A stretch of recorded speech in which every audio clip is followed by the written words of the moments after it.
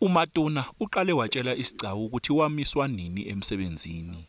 I was suspended on the 11th of March, on the evening of the 11th of March.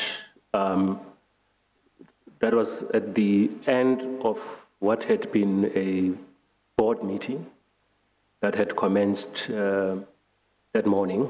uMatuna uchazile ukuthi wamiswa kanjani emsebenzini. The reason for the suspension was the fact that the board had resolved that there should be an inquiry or some kind of an investigation into the affairs of the company, which investigation they held a view required that myself and of course the other executives be absent from the company. So the idea was to ensure that we're not present whilst this inquiry was being undertaken.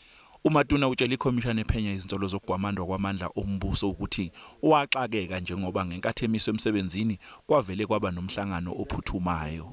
uZolatsotsi nguyena owayeyisikhulu esiphezulu eEskom ngenkathi kuxoshwa uMatuna emsebenzini. Isigcawu siyaqhubeka. nguCalvin Dludla weindaba zeSABC.